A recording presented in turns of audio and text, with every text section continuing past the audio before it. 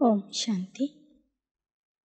ಮುರಳಿಯ ದಿನಾಂಕ 14/9/2022। मीठे बच्चे, यह रावण की शोक वाटिका है जिसमें सब दुखी है। अभी तुम रावण को भगा रहे हो, फिर जय जयकार हो जाएगी। सब ಅಶೋಕ ವಾಟಿಕಾ में ಚಲೆ ಜಾಯೆಂಗೆ। ಮಧುರ ಮಕ್ಕಳೇ, ಇದು ರಾವಣನ ಶೋಕ ವಾಟಿಕೆಯಾಗಿದೆ, ಶೋಕವನ ಆಗಿದೆ. ಇಲ್ಲಿ ಎಲ್ಲರೂ ದುಃಖಿಯಾಗಿದ್ದಾರೆ. ನೀವು ರಾವಣನನ್ನು ಈ ಜಗತ್ತಿನಿಂದ ಓಡಿಸ್ತಾ ಇದ್ದೀರಿ. ರಾವಣನ ವಿನಾಶದ ನಂತರ ಈ ಜಗತ್ತು ಮತ್ತೆ ಅಶೋಕವನ ಆಗಲಿದೆ. ಶೋಕರಹಿತವಾದಂತಹ ಪ್ರಪಂಚ ಆಗಲಿದೆ. ಆಗ ನೀವು ಯಾವಾಗ ರಾವಣನನ್ನು ಓಡಿಸ್ತೀರಿ, ರಾವಣನ ಮೇಲೆ ವಿಜಯಿ ಆಗ್ತೀರಿ, ಆಗ ನಿಮಗೆ ಜಯ ಜಯಕಾರ ಆಗ್ತದೆ. ನಂತರ ನೀವೆಲ್ಲರೂ ಅಶೋಕವನಕ್ಕೆ ಅಥವಾ ನಿಮ್ಮ ರಾಜಧಾನಿಗೆ ಹೋಗಿಬಿಡ್ತೀರಿ. प्रश्न: प्रजा में भी ऊंच पद किस आधार पर प्राप्त हो सकता है? उसका मिसाल कौन सा है? ಪ್ರಜೆಗಳಲ್ಲಿಯೂ ಸಹ ಉನ್ನತ ಪದವಿಗೆ ಆಧಾರ ಏನು? ಯಾವ ಆಧಾರದಿಂದ ಪ್ರಜೆಗಳಲ್ಲಿ ಉನ್ನತ ಸ್ಥಾನವನ್ನು ಪಡ್ಕೋಬಹುದು? ಅದಕ್ಕೆ ಉದಾಹರಣೆ ಭಕ್ತಿ ಮಾರ್ಗದಲ್ಲಿ ಯಾವುದಾಗಿದೆ? प्रजा में ऊंच पद पाने के लिए जो भी चावल मुट्ठी तुम्हारे पास है, वह सब सुदामे के मिसल बाप हवाले कर दो। दिखाते हैं सुदामा ने चावल मुट्ठी दी तो महल मिल गए। बाकी राजाई पद के लिए तो अच्छी रीति पढ़ना है, पूरा पवित्र बनना है, अपना सब कुछ इंश्योर कर देना है. ಪ್ರಜೆಗಳಲ್ಲಿ ಉನ್ನತ ಪದವಿ ಪಡಿಬೇಕಾದರೆ ಸಂಗಮ ಯುಗದಲ್ಲಿ ನಿಮ್ಮ ಹತ್ತಿರ ಏನಿದೆಯೋ ಒಂದು ಮುಷ್ಟಿ ಅಕ್ಕಿನೇ ಇರಬಹುದು. ಅದನ್ನು ಸುದಾಮನ ರೀತಿಯಲ್ಲಿ ತಂದೆಗೆ ಅರ್ಪಣೆ ಮಾಡಿರಿ. ಭಕ್ತಿ ಮಾರ್ಗದಲ್ಲಿ ಸುದಾಮನ ಕಥೆ ಹೇಳ್ತಾರೆ. ಅದರಲ್ಲಿ ತೋರಿಸ್ತಾರೆ, ಸುದಾಮ ಕೃಷ್ಣನಿಗೆ ಒಂದು ಮುಷ್ಟಿ ಅವಲಕ್ಕಿ ತಗೊಂಡು ಹೋಗ್ತಾನೆ ಅಥವಾ ಅಕ್ಕಿ ತಗೊಂಡು ಹೋಗಿ ಕೊಡ್ತಾನೆ. ಅಂದರೆ ಅವನ ಹತ್ತಿರ ಏನಿತ್ತು ಅದನ್ನು ಸರ್ವಸ್ವ ಅವನು ಕೃಷ್ಣನಿಗೆ ಅರ್ಪಿಸಿ ಬಿಡ್ತಾನೆ. ತಾನು ಊಟ ಮಾಡದೆ ಕೃಷ್ಣನಿಗೆ ಆ ಒಂದು ಮುಷ್ಟಿ ಅಕ್ಕಿಯನ್ನು ಕೊಡ್ತಾನೆ. ಅದರ ಪ್ರತಿಯಾಗಿ ಅವನಿಗೆ ಚಿನ್ನದ ಅರಮನೆನೇ ಪ್ರಾಪ್ತಿಯಾಗ್ತದೆ ಅಂತ ಕಥೆ ಕೇಳ್ತೀವಿ. ಹಾಗೆ ಪ್ರಜೆಗಳಲ್ಲಿ ಉನ್ನತ ಪದವಿ ಬೇಕು ಅಂದರೆ ನಮ್ಮ ಹತ್ತಿರ ಇದ್ದಿದ್ದನ್ನು ತಂದೆಗೆ ಸರ್ವಸ್ವ ಅರ್ಪಣೆ ಮಾಡಬೇಕು. ನಮ್ಮದೆಲ್ಲವನ್ನು ತಂದೆಗೆ ಕೊಟ್ಟು ಇನ್ಶೋರ್ ಮಾಡಬೇಕು. ರಾಜ್ಯ ಪದವಿಗಾಗಿ ಮಾತ್ರ 4 ವಿಷಯಗಳಲ್ಲಿ ಪುರುಷಾರ್ಥ ಮಾಡಬೇಕಾಗ್ತದೆ. ಒಳ್ಳೆಯ ರೀತಿಯಿಂದ ಓದಬೇಕು, ಜ್ಞಾನ ಯೋಗ ಧಾರಣೆ ಸೇವೆಯಲ್ಲಿ ಅಭ್ಯಾಸ ಮಾಡಬೇಕು, ಸಂಪೂರ್ಣ ಪವಿತ್ರ ಆಗಬೇಕು. गीत। आखिर वह दिन आया आज, ಕೊನೆಗೂ ಆ ದಿನ ಬಂದಿದೆ। परमात्मा को खिवैया कहते, खिवैया बोटमन को कहा जाता। जो नाव में बिठाए उस पार ले जाए, तो बाप खिवैया है उस पार ले जाने वाला। ಆ ತಂದೆಗೆ ನೀನು ಬಂದು ನಮ್ಮ ನೌಕೆಯನ್ನು ದಾಟಿಸು ಅಂತ ಕರಿತಾ ಇದ್ವಿ. ಈಗ ಅಂಬಿಗನಾದಂತಹ ಆ ತಂದೆ ನಮ್ಮ ಜೀವನ ನೌಕೆಯನ್ನು ವಿಷಯ ಸಾಗರದಿಂದ ಕ್ಷೀರ ಸಾಗರಕ್ಕೆ ತೆಗೆದುಕೊಂಡು ಹೋಗ್ತಾ ಇದ್ದಾರೆ. ಕೊನೆಗೂ ಆ ದಿನ ಈಗ ಬಂದಿದೆ. ತಂದೆ ನಮ್ಮ ಕೈಯನ್ನು ಹಿಡಿದು ನಮ್ಮನ್ನು ಈ ನರ್ಕದಿಂದ ದಾಟಿಸ್ತಾ ಇದ್ದಾರೆ. झूठ खंड में झूठी कमाई, सच खंड के लिए यह सच्ची कमाई है. ಸುಳ್ಳು ಪ್ರಪಂಚದಲ್ಲಿ ಸುಳ್ಳು ಸಂಪಾದನೆ ಇದೆ.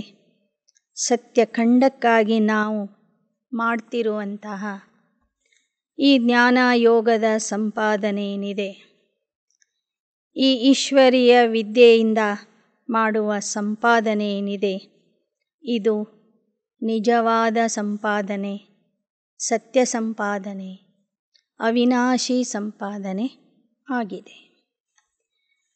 बच्चों की बुद्धि में रहता है कि पुरानी दुनिया में पुराना भारत है, पतित भारत है.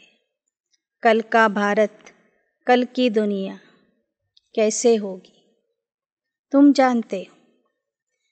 कितने खंड है, कल जरूर भारत ही होगा, दैवी राज्य होगा. ಹಳೆ ಪ್ರಪಂಚ ಅಂದರೆ ಪತಿತ ಪ್ರಪಂಚ. ಇದು ವಿಸ್ತಾರವಾಗಿ ಬೆಳೆದಿದೆ. ಇಲ್ಲಿ ಅನೇಕ ದೇಶಗಳು, ಅನೇಕ ಖಂಡಗಳಿವೆ. ಆದರೆ ಭವಿಷ್ಯದ ಭಾರತದಲ್ಲಿ ಕೇವಲ ಭಾರತ ಖಂಡ ಮಾತ್ರ ಇರ್ತದೆ. ಅಲ್ಲಿ ದೈವಿ ರಾಜ್ಯ ಇರ್ತದೆ.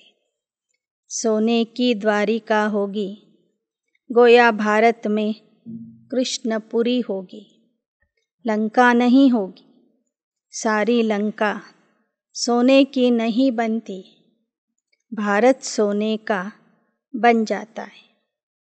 लंका अर्थात रावण राज्य खत्म हो जाता है. ಬಾಬಾ ಹೇಳ್ತಾರೆ, ಲಂಕೆ ಅಂದ್ರೇ ಈ ರಾವಣ ರಾಜ್ಯ. ಆದರೆ ಇಡೀ ರಾವಣ ರಾಜ್ಯ ಚಿನ್ನದ ರಾಜ್ಯ ಆಗೋದಿಲ್ಲ. ಕೇವಲ ಭಾರತದಲ್ಲಿ ಮಾತ್ರ ಸುವರ್ಣದ ರಾಜ್ಯ ಬರ್ತದೆ, ಸುವರ್ಣ ಯುಗ ಬರ್ತದೆ. ಮುಂದೆ ಭಾರತ ಕೃಷ್ಣಪುರಿ ಆಗಲಿದೆ. ಅಲ್ಲಿ ಚಿನ್ನದ ದ್ವಾರಿಕಾ ನಗರಿ ಇರ್ತದೆ.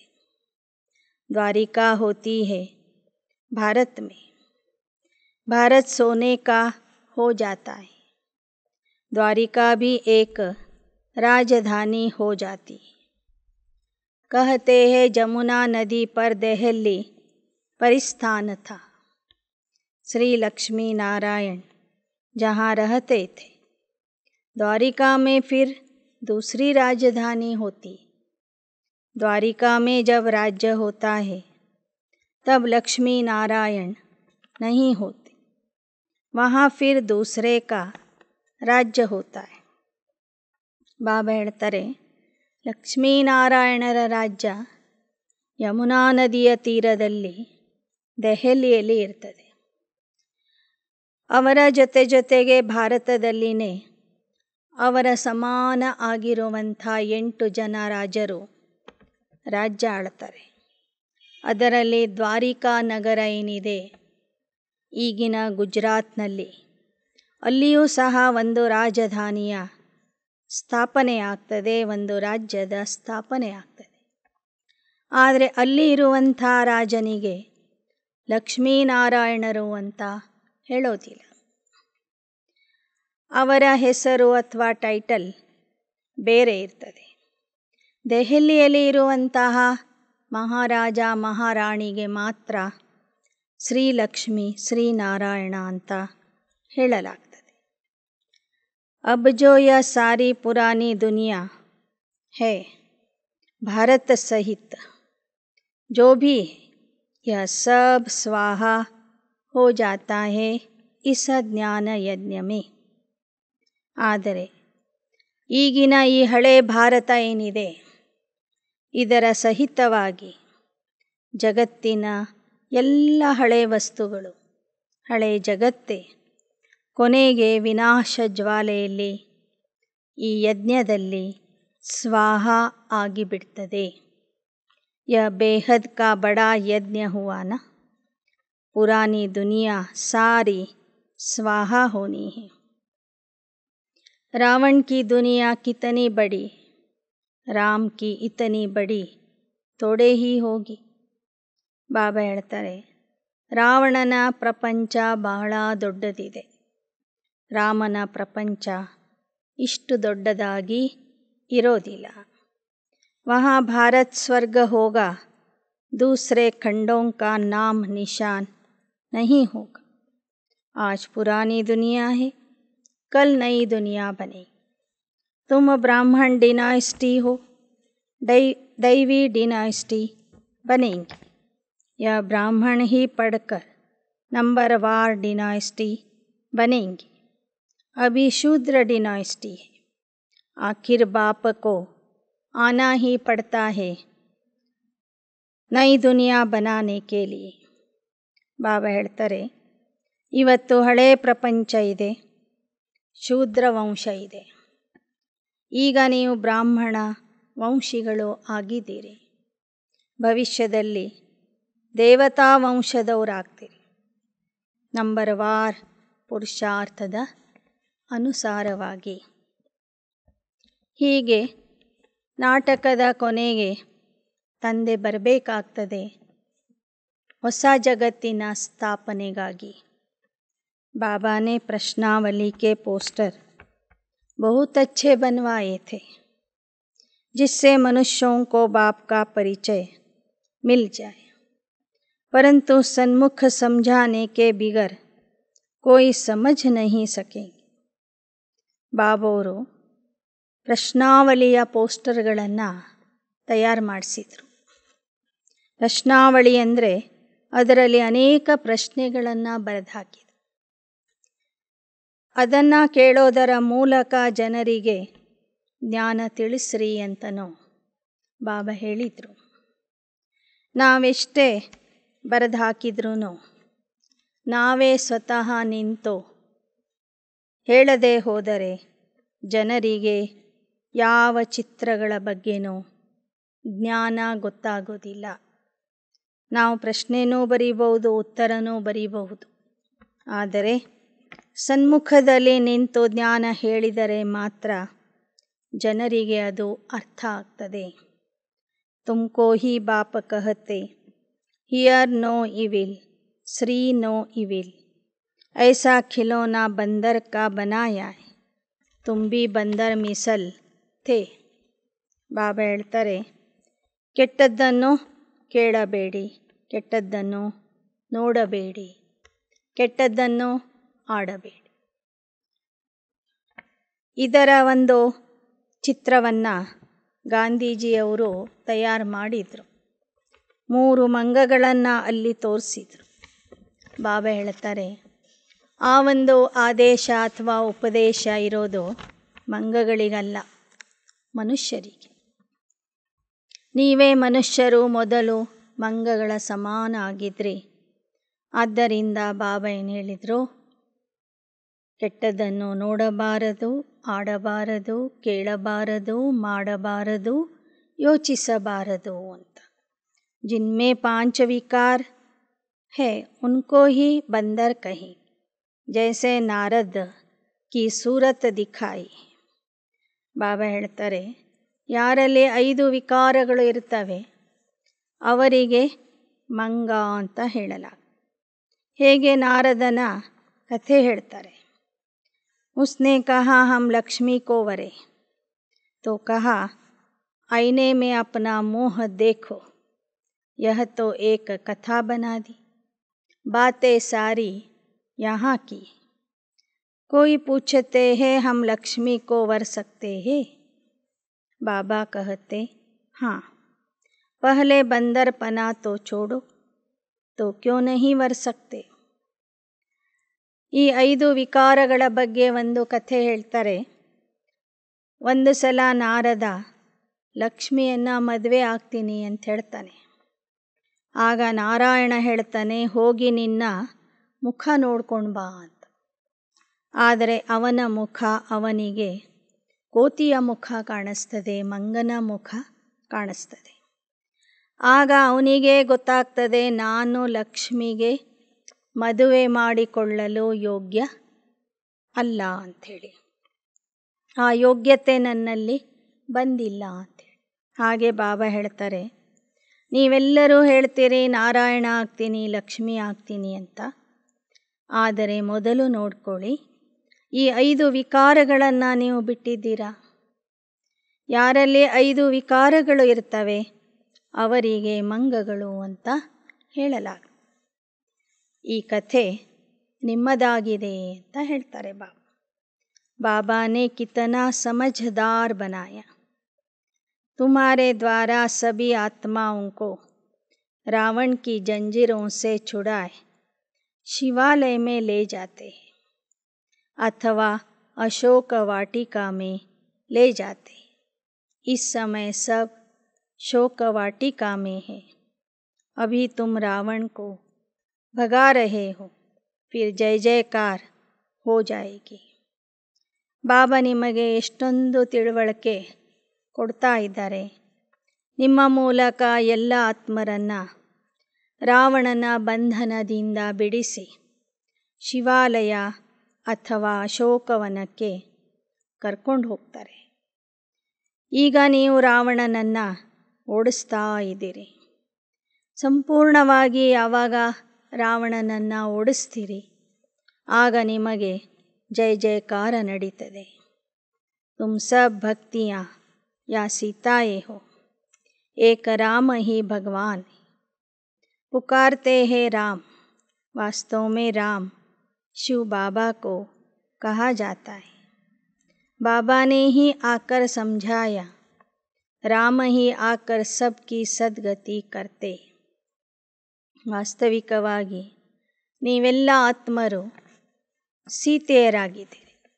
ರಾಮನನ್ನು ನೆನಪು ಮಾಡುವಂತಹ, ಆ ನಿರಾಕಾರ ರಾಮನ ಭಕ್ತಿ ಮಾಡುವಂತಹ ಸೀತೆಯರು. ನಿಮಗೆ ರಾಮ ಒಬ್ಬನೇ, ಅವನೇ ನಿರಾಕಾರ ರಾಮ ಆಗಿದ್ದಾನೆ. ಆ ಶಿವತಂದೆಗೆ ರಾಮ ಅಂತ ಹೇಳಲಾಗ್ತದೆ. ಆ ನಿರಾಕಾರ ರಾಮ ಬಂದು ಸರ್ವರ ಸದ್ಗತಿ ಮಾಡ್ತಾನೆ. ಸ್ವರ್ಗ में ले जाते, जिसको राम राज्य कहा जाता है. ನಿರಾಕಾರ ರಾಮ ಬಂದು ಆತ್ಮಸೀತೆಯರನ್ನು ರಾವಣನ ಬಂಧನದಿಂದ ಬಿಡಿಸಿ ನಿಜವಾದ ರಾಮರಾಜ್ಯಕ್ಕೆ ಕಳಿಸಿಕೊಡ್ತಾರೆ. ಬಾಬಾನೇ ಪೋಸ್ಟರ್ बहुत अच्छे बनवाए थे. तुम बच्चों को गीता पाठशालाओं में जाकर समझाना है कि जब हम भगवान के बच्चे, वह बेहद का बाप नई दुनिया रचने वाला है, फिर हमको तो जरूर स्वर्ग में होना चाहिए. यहाँ नरक में क्यों पड़े हैं? लक्ष्मी नारायण का राज्य क्यों नहीं? भारत को स्वर्ग का स्वराज्य था ना. अब कलयुग में रावण राज्य है. तुम स्वर्ग के मालिक थे ना, और कोई धर्म नहीं था. आज से 5000 वर्ष पहले लक्ष्मी नारायण का राज्य था. ಚಿತ್ರಗಳ ಮೂಲಕ ಜನರಿಗೆ ತಿಳಿಸಿ ಪ್ರಶ್ನೆ ಕೇಳ್ರಿ. ನಾವೆಲ್ಲರೂ ಸ್ವರ್ಗದ ರಚಯಿತನಾದ ಪರಮಾತ್ಮನ ಮಕ್ಕಳು ಅಂದ ಮೇಲೆ ನಾವು ಸ್ವರ್ಗದಲ್ಲಿ ಇರಬೇಕಾಗಿತ್ತು. ನಾವ್ಯಾಕೆ ನರಕದಲ್ಲಿ ಇದ್ದೇವೆ? ಹಾಗಾದರೆ ಸ್ವರ್ಗ ಆಗಿರುವಂಥ ಭಾರತ ಈಗ ಯಾಕೆ ನರಕ ಆಗಿದೆ? ಆಗ ನಂತರ ತಿಳಿಸ್ರಿ, ಈ ಭಾರತನೇ ಮೊದಲು ಸ್ವರ್ಗ ಆಗಿತ್ತು, ಆಗ ಕೇವಲ ದೇವತಾ ಧರ್ಮ ಇತ್ತು, ದ್ವಾಪರ ಯುಗದಿಂದ ಇದು ನರ್ಕ ಆಗಿದೆ ಅಂತ. ಪಹಲೆ डबल सिर ताज थे, पवित्रता का ताज था और रत्न जड़ित ताज भी था. राम राज्य तो पीछे होता है, तो बुद्धि में आना चाहिए कि भारत में बरोबर इन्हों का राज्य था. लक्ष्मी नारायण ही पहले पहले नंबर के हैं, फिर उन्होंने 84 जन्म लिए. अब वह लक्ष्मी नारायण कहाँ है? सब ಪತಿತ ಬನ್ ಪಡೆ, ಪತಿತ ದುನಿಯಾ ಹೇನ. ಜನರಿಗೆ ತಿಳಿಸಿ, ಭಾರತದಲ್ಲಿ ಮೊದಲು ಡಬಲ್ ಕಿರೀಟಧಾರಿ ದೇವತೆಗಳ ರಾಜ್ಯ ಇತ್ತು. ಒಂದು ಪವಿತ್ರತೆಯ ಕಿರೀಟ ಇತ್ತು, ಇನ್ನೊಂದು ರತ್ನ ಜಡಿತವಾದಂತಹ ಬಂಗಾರದ ಕಿರೀಟ ಇತ್ತು ಅವರಿಗೆ. ದ್ವಾಪರ ಯುಗದಿಂದ ಪವಿತ್ರತೆಯ ಕಿರೀಟ ಹೋಗಿಬಿಡ್ತು. ಆ 2 ಯುಗಗಳಲ್ಲಿ ಇರ್ತಕ್ಕಂಥ ದೇವತೆಗಳೇ 84 ಜನ್ಮಗಳಲ್ಲಿ ಬಂದು ಈಗ ಪತಿತ ಆಗಿದ್ದಾರೆ. फिर उनको बाप बैठ राजयोग सिखलाते, जिन्होंने अपना राज्य गंवाया वही फिर राजधानी प्राप्त करने के लिए ರಾಜಯೋಗ सीख रहे. ಯಾರು ಹಿಂದೆ ದೇವತೆಗಳು ಆಗಿದ್ರು, ರಾಜ್ಯವನ್ನು ಪಡ್ಕೊಂಡಿದ್ರು ಮತ್ತು ದ್ವಾಪರ ಯುಗದಿಂದ ಕಳ್ಕೊಂಡಿದ್ರು, ಅವರೇ ಪುನಃ ತಂದೆಯ ಹತ್ತಿರ ಬಂದು ರಾಜಯೋಗ ಕಲಿತಾ ಇದ್ದಾರೆ. ಮತ್ತೆ ದೇವತಾ ಆಗೋದಕ್ಕಾಗಿ ಫಿರ್ಸೆ ಪಢ ರಹೆ, ಮತ್ತೆ ಅವರು ವಿದ್ಯಾಭ್ಯಾಸ ಮಾಡ್ತಿದ್ದಾರೆ. 5000 वर्ष के बाद भगवान आकर पढ़ाते. उन्होंने कृष्ण के लिए भगवान कह दिया. तुम कहते हो एक ही निराकार शिव भगवान है. श्री कृष्ण तो देवता है. फिर पूछा जाता है प्रजापिता ब्रह्मा से क्या संबंध है? ಬಾಬಾ ಹೇಳ್ತಾರೆ, ಭಗವಾನ್ ಅಂತ ಹೇಳಿದ ಕೂಡಲೇ ಜನ ಕೃಷ್ಣ ಭಗವಾನ್ ಅಂತ ತಿಳ್ಕೊಂಡ್ಬಿಡ್ತಾರೆ. ಆದರೆ ವಾಸ್ತವಿಕವಾಗಿ ಶ್ರೀಕೃಷ್ಣ ಭಗವಂತ ಅಲ್ಲ ಅಥವಾ ಪರಮಾತ್ಮನೂ ಅಲ್ಲ. ಹಾಗಾದರೆ ಪರಮಾತ್ಮ ಯಾರು? ಪ್ರಜಾಪಿತ ಬ್ರಹ್ಮ ಮತ್ತು ಪರಮಾತ್ಮನಿಗೆ ಯಾವ ಸಂಬಂಧ ಇದೆ ಅಂತನೂ ಪ್ರಶ್ನೆ ಹಾಕ್ರಿ. ನಂತರ ತಿಳಿಸಿ, ವಹ ಪಿತಾ ಠಹರ, ಏಕ ದಾದಾ ಏಕ ಬಾಬಾ. ಶಿವ ಪರಮಾತ್ಮ ತಂದೆ ಆಗಿದ್ದಾನೆ, ಬ್ರಹ್ಮ ಬಾಬಾ ಅಣ್ಣ ಆಗಿದ್ದಾರೆ. ಅಥವಾ ಶಿವ ಪರಮಾತ್ಮ ನಿರಾಕಾರ ತಂದೆ ಆಗಿದ್ದಾರೆ, ಪಾರಲೌಕಿಕ ತಂದೆ ಆಗಿದ್ದಾರೆ, ಬ್ರಹ್ಮ ಬಾಬಾ अलौकिक ತಂದೆ ಆಗಿದ್ದಾರೆ. इस समय तुमको 2 बाप है, तीसरा है लौकिक शरीर देने वाला बाप. यह 2 है प्रजापिता ब्रह्मा और शिव बाबा. ಸಂಗಮ ಯುಗದಲ್ಲಿ ನಮಗೆ 3 ಜನ ತಂದೆ ಇದ್ದಾರೆ. ಒಬ್ಬರು ಪಾರಲೌಕಿಕ, ಒಬ್ಬರು ಅಲೌಕಿಕ, ಒಬ್ಬರು ಲೌಕಿಕ ತಂದೆ ಇದ್ದಾರೆ. लौकिक बाप से हद का वर्षा मिलता, पारलौकिक बाप कहते मेरे से बेहद का वर्षा लो. ಲೌಕಿಕ ತಂದೆಯಿಂದ ಹದ್ದಿನ ಆಸ್ತಿ ಸಿಗ್ತದೆ, ಲೌಕಿಕದ ಆಸ್ತಿ ಸಿಗ್ತದೆ. ಪಾರಲೌಕಿಕ ತಂದೆ ಹೇಳ್ತಾರೆ, ನನ್ನಿಂದ ಬೇಹದ್ದಿನ ಆಸ್ತಿಯನ್ನು ಪಡ್ಕೊಳ್ಳಿ. फिर तीसरा प्रश्न पूछा जाता कि गीता का भगवान कौन है? मनुष्य तो कह देते श्री कृष्ण. ಮೊದಲನೇ ಪ್ರಶ್ನೆ ಕೇಳಬೇಕು, ಪರಮಾತ್ಮ ಯಾರು? ಎರಡನೇ ಪ್ರಶ್ನೆ ಕೇಳಬೇಕು, ನಿಮಗೆ ಎಷ್ಟು ಜನ ತಂದೆ ಇದ್ದಾರೆ? ಮೂರನೇ ಪ್ರಶ್ನೆ ಕೇಳಬೇಕು, ಗೀತೆಯ ಭಗವಂತ ಯಾರು? ಆಗ ಜನ ಹೇಳ್ತಾರೆ ಶ್ರೀಕೃಷ್ಣ ಅಂತೇಳಿ. तुम कहते हो कृष्ण गीता का भगवान नहीं, प्रजापिता ब्रह्मा को भी भगवान नहीं कहा जाता। शिव को तुम भगवान कही, क्योंकि वह है निराकार और यह ಪ್ರಜಾಪಿತಾ ಸಾಕಾರ है। ಮನುಷ್ಯರು ಹೇಳ್ತಾರೆ ಗೀತೆಯ ಭಗವಂತ ಶ್ರೀಕೃಷ್ಣ, ನೀವು ಹೇಳ್ತೀರಿ ಗೀತೆಯ ಭಗವಂತ ಕೃಷ್ಣ ಅಲ್ಲ, ನಿರಾಕಾರ ಶಿವ ಆಗಿದ್ದಾರೆ. ಶಿವನಿಗೆ ನಿರಾಕಾರ ತಂದೆ ಅಂತ ಹೇಳಲಾಗ್ತದೆ. ಪ್ರಜಾಪಿತಾ ಬ್ರಹ್ಮನಿಗೆ ಈ ಸಾಕಾರ ಲೋಕಕ್ಕೆ ತಂದೆ ಅಂತ ಹೇಳಲಾಗ್ತದೆ.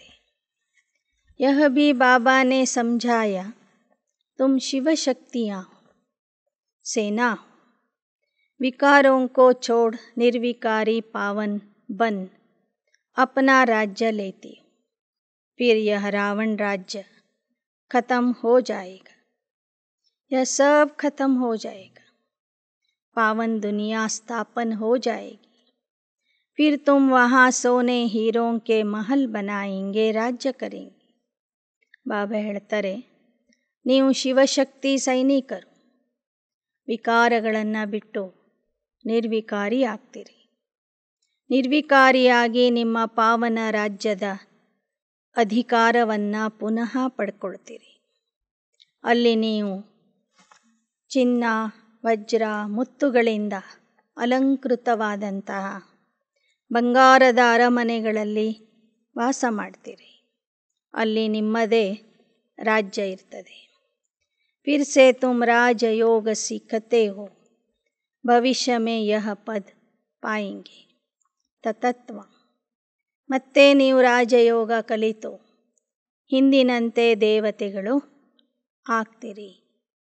ಹಿಂದೆ ಯಾರು ದೇವತಾ ಆಗಿದ್ರೋ ಅವರೇ ಪುನಃ ನೀವಾಗ್ತೀರಿ. ಅದಕ್ಕೆ ತತತ್ವ, ಅವರೇ ನೀವು, ನೀವೇ ಅವರು ಅಂತ ಹೇಳಲಾಗ್ತದೆ. तुम्हारी जो जीवन है इनको अमूल्य कहा जाता है. शिव बाबा द्वारा तुम्हें यह लॉटरी मिलती है. रेस में पहला नंबर जो आता है उनको बड़ा इनाम मिलता है. तो यह लक्ष्मी नारायण पहले नंबर में, इनों की दौड़ी तुमसे जास्ती. ಸಂಗಮ ಯುಗದ ಈ ನಿಮ್ಮ ಜೀವನ ಅಮೂಲ್ಯ ಜೀವನ ಆಗಿದೆ. ಶಿವ ತಂದೆಯಿಂದ ನಿಮಗೆ ಲಾಟ್ರಿ ಸಿಕ್ಕಿದೆ. ಈ ಒಂದು ಪುರುಷಾರ್ಥದ ಓಟದಲ್ಲಿ ನೀವು ಓಡ್ತಾ ಇದ್ದೀರಿ. ಯಾರು ಮುಂದೆ ಹೋಗ್ತಾರೆ ಅವರಿಗೆ ದೊಡ್ಡ ಬಹುಮಾನ ಸಿಗ್ತದೆ. ಈ ಲಕ್ಷ್ಮೀನಾರಾಯಣರು ಈ ಓಟದಲ್ಲಿ, ಸ್ಪರ್ಧೆಯಲ್ಲಿ ನಿಮ್ಮೆಲ್ಲರಿಗಿಂತ ಮುಂದೆ ಇದ್ದಾರೆ. पहले नंबर में है ब्रह्मा, फिर सरस्वती. इनको योग बल की दौड़ी कहा जाता है. ಮೊದಲನೇ ಸ್ಥಾನದಲ್ಲಿ ಬ್ರಹ್ಮ ಬಾಬಾ ಇದ್ದಾರೆ, ಎರಡನೇ ಸ್ಥಾನದಲ್ಲಿ ಸರಸ್ವತಿಯವರಿದ್ದಾರೆ. ಇದಕ್ಕೆ ಯೋಗ ಬಲದ ಸ್ಪರ್ಧೆ ಅಥವಾ ಓಟ ಅಂತ ಹೇಳಲಾಗ್ತದೆ. यहाँ सरस्वती ब्रह्मा की बेटी, इसलिए सरस्वती ब्रह्मा नहीं कहेंगे. पहले ब्रह्मा, फिर उनकी बेटी सरस्वती. जगत पिता जगत माता कहेंगे. फिर जब सतयुग में जाएंगे तब पहले लक्ष्मी फिर नारायण. यहाँ पहले ब्रह्मा फिर सरस्वती, क्योंकि बेटी है ना. ಸಂಗಮ ಯುಗದಲ್ಲಿ ಬ್ರಹ್ಮ ಬಾಬಾ ತಂದೆ, ಸರಸ್ವತಿ ಮಗಳಾಗಿದ್ದಾಳೆ. ಆದ್ದರಿಂದ ಮೊದಲು ತಂದೆಯ ಹೆಸರು, ನಂತರ ಪುತ್ರಿಯ ಹೆಸರು ಸರಸ್ವತಿಯ ಹೆಸರು ಹೇಳಲಾಗ್ತದೆ. ಇವರೇ ಭವಿಷ್ಯದಲ್ಲಿ ಮಹಾರಾಜ ಮಹಾರಾಣಿಯಾದಾಗ ಮೊದಲು ಮಹಾರಾಣಿಯ ಹೆಸರು, ನಂತರ ಮಹಾರಾಜನ ಹೆಸರು ಹೇಳಲಾಗ್ತದೆ. ಆಗ ಅಲ್ಲಿ ಶ್ರೀಲಕ್ಷ್ಮಿ ಶ್ರೀನಾರಾಯಣ ಅಂತ ಕರೀತಾರೆ. जितना जास्ती पुरुषार्थ करेंगे उतना ऊंचा पद पाएंगे. तुम जैसे बेगर टू प्रिंस बन रहे, अच्छी रीति नहीं पढ़ेंगे, पवित्र नहीं रहेंगे तो राजाई भी नहीं पाएंगे. शिव बाबा तो राजाई का वर्षा देते, कोई राजाई नहीं लेते, पवित्र नहीं बनते तो प्रजा में चले जाते। अच्छा प्रजा में भी नंबरवार है, कोई पूछते प्रजा में हम ऊंच पद कैसे पाए। फिर मिसाल समझाया जाता ಸುಧಾಮ ಬಾಬಾ ಹೇಳ್ತಾರೆ, ಒಳ್ಳೆಯ ರೀತಿಯಿಂದ ಅಭ್ಯಾಸ ಮಾಡಿದರೆ, ಸಂಪೂರ್ಣ ಪವಿತ್ರತೆಯ ಧಾರಣೆ ಮಾಡಿದರೆ ನೀವು ರಾಜ ಪದವಿಗೆ ಯೋಗ್ಯರಾಗ್ತೀರಿ, ರಾಜ ಆಗ್ತೀರಿ. ಅಲ್ಪ ಸ್ವಲ್ಪ ಪುರುಷಾರ್ಥ ಮಾಡಿದರೆ ಶಿಕ್ಷೆ ಅನುಭವಿಸಿ ಪ್ರಜೆಗಳಲ್ಲಿ ಬರಬೇಕಾಗ್ತದೆ. ಆ ಪ್ರಜೆಗಳಲ್ಲಿನೂ ಸಹ ಉತ್ತಮ ಸ್ಥಾನ ಪಡಿಬೇಕಾದ್ರೆ ಏನು ಮಾಡಬೇಕು ಅಂತ ಮಕ್ಕಳು ಪ್ರಶ್ನೆ ಕೇಳ್ತಾರೆ. ಆಗ ಬಾಬಾ ಹೇಳ್ತಾರೆ, ಸುಧಾಮನ ರೀತಿಯಲ್ಲಿ ಜೋ ಬಿ ಚಾವಲ್ ಮುಟ್ಠಿ ಹೇ ಸಬ್ ಸ್ವಾಹಾ ಕರ್ ದೋ. जो यहाँ चावल मुट्ठी देते 21 जन्म के लिए महल मिल जाते. यह है इंश्योरेंस. हर एक अपने को इंश्योर करते हैं ಭಗವಾನ್ ಕೆ ಪಾಸ್. ಸುಧಾಮನ ರೀತಿಯಲ್ಲಿ ನಿಮ್ಮ ಹತ್ತಿರ ಇರುವುದನ್ನು ತಂದೆಯ ಯಜ್ಞಕ್ಕೆ ಸ್ವಾಹ ಮಾಡಿರಿ. ಭಗವಂತನ ಹತ್ತಿರ ಇನ್ಶೋರ್ ಮಾಡಿ, ಅದರ ಬದಲಾಗಿ ನಿಮಗೆ ಭವಿಷ್ಯದ 21 ಜನ್ಮಗಳವರೆಗೆ ಅರಮನೆಗಳ ಪ್ರಾಪ್ತಿಯಾಗ್ತದೆ. ಈಶ್ವರ ಅರ್ಥ ಗರೀಬೋं को देते, कोई अन्न देते, कोई धन देते, कोई फिर मकान बनाकर देते. धर्माऊ जरूर निकालते हैं क्योंकि पाप बहुत करते रहते हैं, इसलिए दान पुण्य करते हैं. तो गोया इंश्योर किया ना, दान पुण्य अनुसार दूसरे जन्म में अच्छे घर में जन्म मिलता है. ಬಾಬಾ ಹೇಳ್ತಾರೆ, ಭಕ್ತಿ ಮಾರ್ಗದಲ್ಲೂ ಸಹ ಈಶ್ವರನಿಗಾಗಿ ಕೊಡುವುದು ಅಂದರೆ ಬಡವರಿಗೆ ಕೊಡಬೇಕು ಅಂತ ತಿಳ್ಕೊಂಡು ಅನ್ನದಾನ ಮಾಡ್ತಾರೆ, ಹಣದಾನ ಮಾಡ್ತಾರೆ, ಮನೆಗಳನ್ನು ಕಟ್ಟಿಸಿ ಕೊಡ್ತಾರೆ, ಛತ್ರಗಳನ್ನು ಕಟ್ಟಿಸ್ತಾರೆ. ಯಾಕೆ ಅಂದರೆ ಜೀವನದಲ್ಲಿ ಬಹಳ ಪಾಪ ಮಾಡ್ತಿರ್ತಾರೆ. ಆ ಪಾಪ ಕಳ್ಕೊಳ್ಳಿಕ್ಕಾಗಿ ಅಲ್ಪ ಸ್ವಲ್ಪ ದಾನ ಪುಣ್ಯ ಮಾಡ್ತಿರ್ತಾರೆ. ಆ ದಾನ ಪುಣ್ಯದ ಆಧಾರದಿಂದ ಅವರಿಗೆ ಒಳ್ಳೆಯ ಜನ್ಮದ ಪ್ರಾಪ್ತಿಯಾಗ್ತದೆ. समझो किसने हॉस्पिटल बनाई होगी तो दूसरे जन्म में रोगी कम होगा. कोई ने यूनिवर्सिटी बनाई होगी तो दूसरे जन्म में उनका फल मिलेगा, पढ़ेगा बहुत अच्छा. ಬಾಬಾ ಹೇಳ್ತಾರೆ, ಒಬ್ಬರು ಆಸ್ಪತ್ರೆಯನ್ನು ಕಟ್ಟಿಸಿಕೊಟ್ಟರೆ ಮತ್ತೊಂದು ಜನ್ಮದಲ್ಲಿ ಅವರು ನಿರೋಗಿಯಾಗಿರ್ತಾರೆ. ಅವರಿಗೆ ಅಷ್ಟೊಂದು ರೋಗಗಳು ಕಾಯಿಲೆಗಳು ಬರೋದಿಲ್ಲ. ಒಬ್ಬರು ಯೂನಿವರ್ಸಿಟಿ ವಿದ್ಯಾಲಯವನ್ನು ಕಟ್ಟಿಸಿಕೊಟ್ಟರೆ ಮತ್ತೊಂದು ಜನ್ಮದಲ್ಲಿ ಅವರು ಬಹಳ ಒಳ್ಳೆಯ ರೀತಿಯಿಂದ ಅಭ್ಯಾಸ ಮಾಡ್ತಾರೆ. ವಹ ಹುವ ಇಂಡೈರೆಕ್ಟ್. ಶಾಲೆ ವಿದ್ಯಾಲಯಗಳನ್ನು ಕಟ್ಟಿಸಿಕೊಟ್ರೆ ಮತ್ತೊಂದು ಜನ್ಮದಲ್ಲಿ ಅವರು ಬಹಳ ವಿದ್ಯಾವಂತರಾಗ್ತಾರೆ. ಹೀಗೆ ಭಕ್ತಿಯಲ್ಲಿ ಅಪರೋಕ್ಷವಾಗಿ ಫಲ ಸಿಗ್ತದೆ. ಅಭಿ ಡೈರೆಕ್ಟ್ ಕರ್ತೆ ಹೋ जो 21 जन्मों के लिए भविष्य में फल मिलता है. ಈಗ ಇಲ್ಲಿ ನೀವು ತಂದೆಗೆ ನೇರವಾಗಿ ಕೊಡ್ತೀರಿ, ತಂದೆಯ ಕಾರ್ಯದಲ್ಲಿ ಅದನ್ನು ಉಪಯೋಗಿಸ್ತೀರಿ. ಇದರ ಫಲ ನಿಮಗೆ 21 ಜನ್ಮಕ್ಕಾಗಿ ಸಿಗ್ತದೆ. फिर जितना करो बाप तो दाता है, शिव बाबा तुम्हारा क्या करेगा. वह कहते सब कुछ बच्चों के लिए ही. ನೀವು ಕೊಟ್ಟಿದ್ದನ್ನು ಬಾಬಾ ನಿಮಗಾಗಿಯೇ ಉಪಯೋಗಿಸ್ತಾರೆ. ಅವನಿಗೆ ಏನು ಬೇಕಿಲ್ಲ. मनुष्य दान गरीबों को करते हैं तो ईश्वर द्वारा उनको फल मिलता. यहाँ भी शिव बाबा कहते, तुम मुट्ठी देते हो तो नई दुनिया में 21 जन्मों के लिए ಫಲ್ ಮಿಲೆ.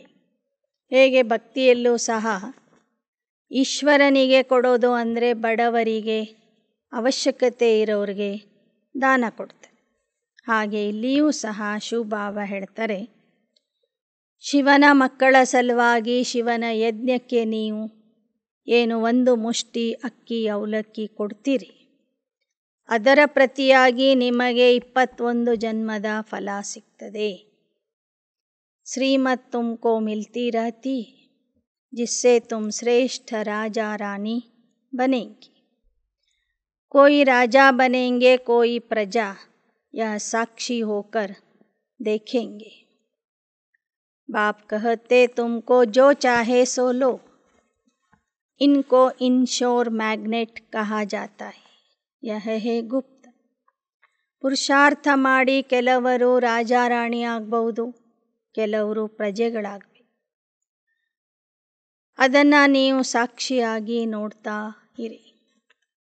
ಬಾಬಾ ಹೇಳ್ತಾರೆ, ಶಿಕ್ಷಣ ನಾನು ಕೊಡ್ತೀನಿ, ಒಳ್ಳೆಯ ಪದವಿಗಾಗಿ ಉಪಾಯನೂ ಹೇಳ್ತೀನಿ.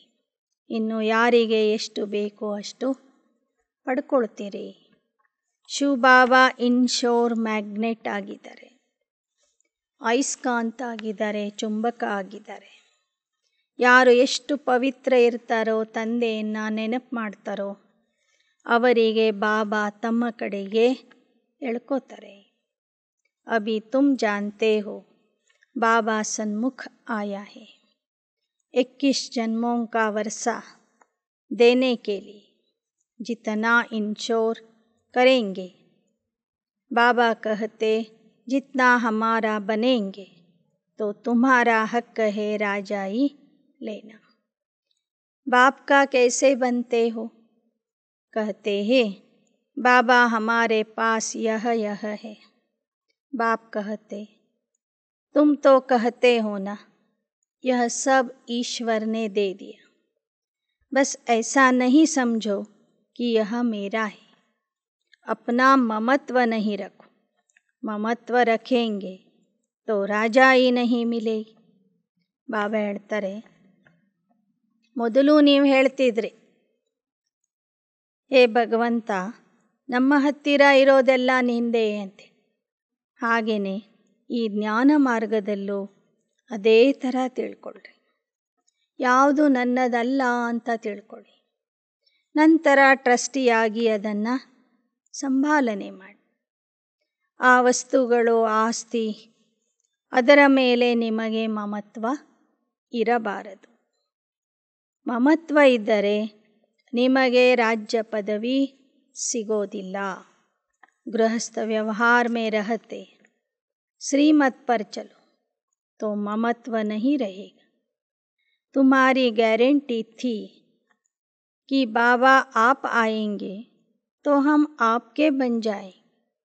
मेरे तो एक आप ही हो.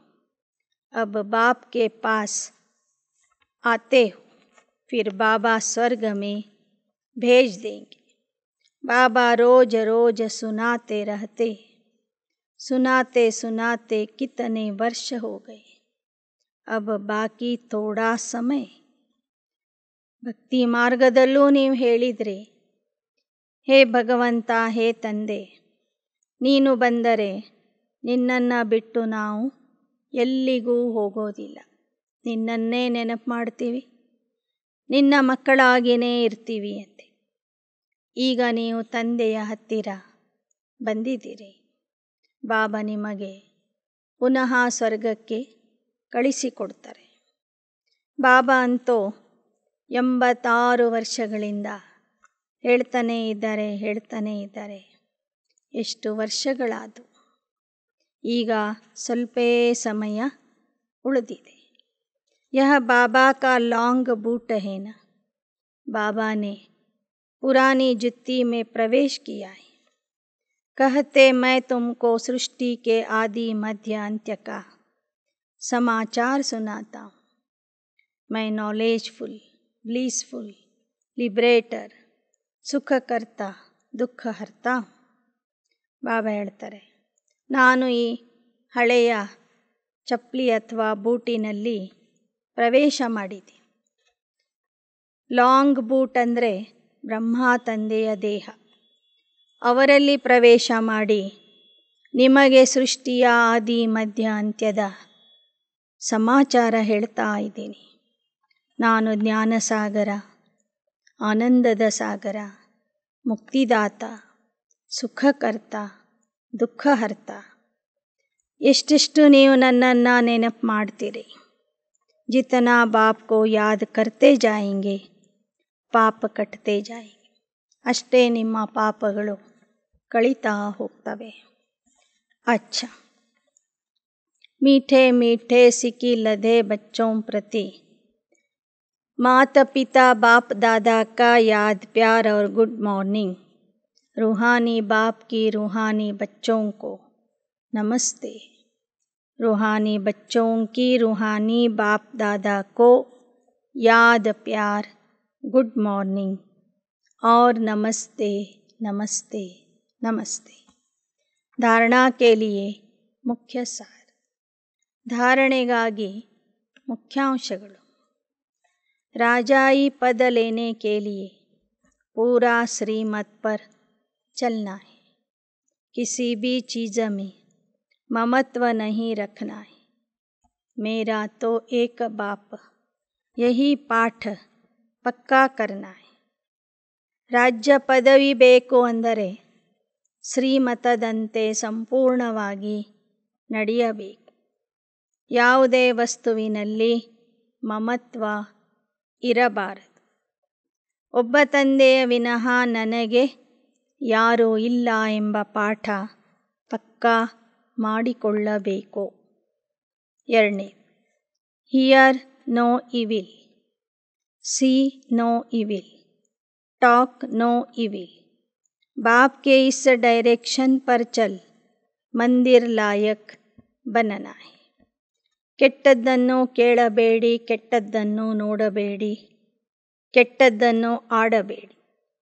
ಈ ಒಂದು ಆದೇಶದಂತೆ ನಡೆದು ಮಂದಿರ ಲಾಯಕ ಆಗಬೇಕು. वरदान. कंट्रोलिंग पावर द्वारा स्व को कंट्रोल कर फुल स्टॉप लगाने वाले सदा समर्थ आत्मा भव. ನಿಯಂತ್ರಣ ಶಕ್ತಿಯ ಮೂಲಕ ಸ್ವಯಂವನ್ನು ನಿಯಂತ್ರಣ ಮಾಡಿ ಪ್ರತಿಯೊಂದು ಘಟನೆ, ಪ್ರತಿಯೊಂದು ವಿಷಯಕ್ಕೆ ಪೂರ್ಣ ವಿರಾಮ ಹಾಕುವಂತಹ ಸದಾ ಸಮರ್ಥ ಆತ್ಮ ಆಗಿರಿ. बिंदु स्वरूप बाप और बिंदु स्वरूप आत्मा दोनों की स्मृति फुल स्टॉप अर्थात बिंदु लगाने में समर्थ बना देती है. समर्थ आत्मा के पास स्व के ऊपर कंट्रोल करने की कंट्रोलिंग पावर होती है. बिंदु स्वरूप ತಂದೆ, ಬಿಂದು ಸ್ವರೂಪ ಆತ್ಮ, ಈ ಎರಡರ ಸ್ಮೃತಿಯಿಂದ ಪೂರ್ಣ ವಿರಾಮ ಹಾಕುವುದಕ್ಕೆ ಸಮರ್ಥ ಆಗ್ತೀರಿ. ಸಮರ್ಥ ಆತ್ಮ ಅಂದರೆ ಯಾರಿಗೆ ತಮ್ಮ ಮೇಲೇನೂ ಸಂಪೂರ್ಣ ನಿಯಂತ್ರಣ ಇರ್ತದೆ. वह दूसरों को कंट्रोल नहीं करते, स्व पर कंट्रोल रख परिवर्तन शक्ति को कार्य में लगाते. ಅಂಥ ಮಕ್ಕಳು ಅನ್ಯರನ್ನು ನಿಯಂತ್ರಣ ಮಾಡಲಿಕ್ಕೆ ಹೋಗೋದಿಲ್ಲ. ತಮ್ಮ ಮೇಲೆ ತಾವು ನಿಯಂತ್ರಣ ಇಟ್ಟುಕೊಂಡು ಪರಿವರ್ತನಾ ಶಕ್ತಿಯನ್ನು ಕಾರ್ಯದಲ್ಲಿ ಉಪಯೋಗಿಸುತ್ತಾರೆ. उनमें रॉन्ग को राइट करने की शक्ति होती है. वह कभी ऐसे नहीं कहते कि क्या मुझे ही मरना है, मुझे ही सहन करना है. ಅವರಲ್ಲಿ ತಪ್ಪು ಇದ್ದಿದ್ದನ್ನು ಸರಿ ಮಾಡುವಂತಹ ಶಕ್ತಿ ಇರ್ತದೆ. ಅವರೆಂದೂ ಈ ಥರ ಹೇಳೋದಿಲ್ಲ, ನಾನೇ ಸಾಯಬೇಕೇನೋ, ನಾನೇ ಸಹನೆ ಮಾಡಬೇಕಾ. समर्थ आत्मा यह समझती है कि यह मरना नहीं लेकिन स्वर्ग में स्वराज्य लेना है. ಅವರೆಲ್ಲ ರೀತಿಯಿಂದನೂ ಸಹನೆ ಮಾಡ್ತಾ ತಿಳ್ಕೋತಾರೆ.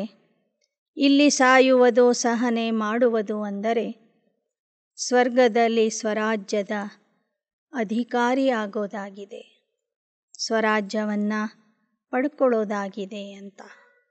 ಸ್ಲೋಗನ್. बाप को प्रत्यक्ष करने के निमित्त वही बन सकते जिनके हर संकल्प में दृढ़ता की विशेषता है. ತಂದೆಯನ್ನು ಪ್ರತ್ಯಕ್ಷ ಮಾಡಲಿಕ್ಕೆ ನಿಮಿತ್ತ ಯಾರು ಆಗ್ತಾರೆ ಅಂದರೆ ಯಾರ ಸಂಕಲ್ಪದಲ್ಲಿ ದೃಢತೆಯ ವಿಶೇಷತೆ ಇರ್ತದೆ. ಯಾರ ಸಂಕಲ್ಪ ದೃಢ ಸಂಕಲ್ಪ ಆಗಿರ್ತದೆ ಅಂತಹ ಮಕ್ಕಳು ತಂದೆಯನ್ನು ಪ್ರತ್ಯಕ್ಷ ಮಾಡಲಿಕ್ಕೆ ನಿಮಿತ್ತ ಆಗ್ತಾರೆ. ಅಚ್ಚಾ. ಓಂ ಶಾಂತಿ ಶಾಂತಿ ಶಾಂತಿ.